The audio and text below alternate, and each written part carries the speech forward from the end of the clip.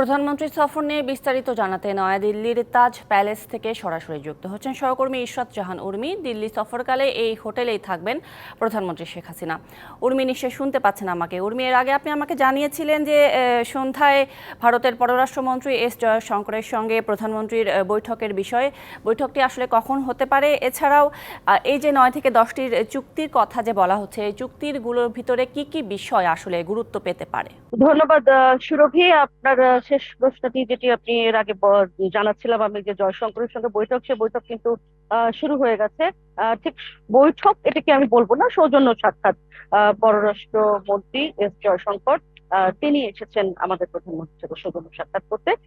সেটি চলছে এবং আমার মনে হয় আমি যখন আপনার সাথে এই লাইভে এসেছি ততক্ষণে হয়তো সেই বৈঠক শেষও হয়ে যাওয়ার কথা ইতিমধ্যে। একটি বিষয় হচ্ছে যে চুক্তির বিষয় আপনি জানতে চাইছিলেন। আপনি নিশ্চয়ই এর আগে আমার যেই আহ, উম, আহ, উম, সংবাদটি আমি জানিয়েছি, সেখানে পররাষ্ট্র সচিব যে কথাটি বলেছেন যে 9 থেকে 10টি, অর্থাৎ এখন আর কোনো স্পেকুলেশন নয়। যে কটি হবে মোটামুটি, যেহেতু পররাষ্ট্র সচিব তৈরি করেই তৈরি হয়েই এসেছেন এবং তিনি বললেন যে 9 থেকে 10টি, ফলে আমরা ধরতে পারি যে 9 থেকে 10টি বেশ গুরুত্বপূর্ণ চুক্তি হতে যাচ্ছে। এবং তার মধ্যে গুরুত্বপূর্ণ যেগুলো, সেগুলোর একটি আমি আমি সকাল থেকে জানাচ্ছি যে ডিফেন্স কোঅপারেশন বা আহ, সামরিক খাতে সহযোগিতা, সেই বিষয়ে একটি চুক্তি বা সমঝোতা স্মারক এবং নিত্যপণ্য সংক্রান্ত একটি চুক্তি বা সমঝোতা স্মারক হবে।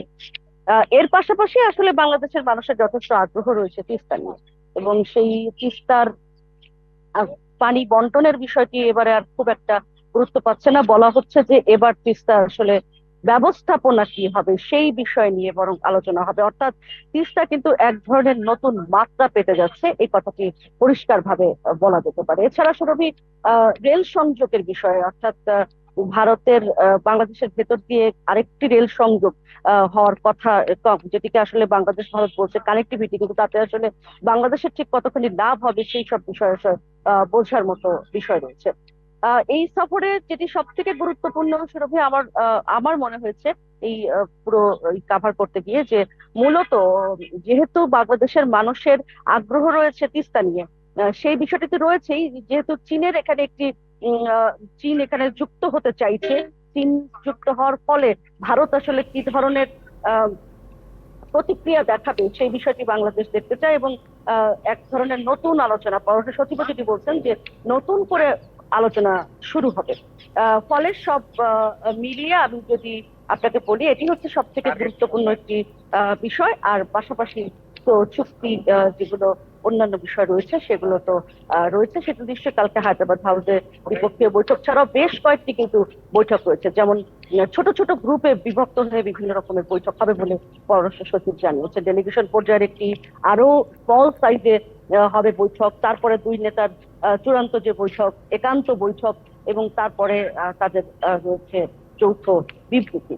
ফলে আমরা আসলে কালকের হায়দ্রাবাদ হাউসে বৈঠকের দিকেও তাকিয়ে আছি। এবং সবশেষ যেটি আপনি এর আগেও জানালাম, যে ভারতের রাষ্ট্রপতির সঙ্গে সাক্ষাৎ শেষে তিনি ফিরে যাবেন। ফলে ভারতের প্রতিবেশী সবার আগে এই যে নীতির জি, কথা বুঝতে পেরেছি বলে উর্মি। থাকে ধন্যবাদ আপনাকে বিস্তারিতভাবে জানানোর জন্য।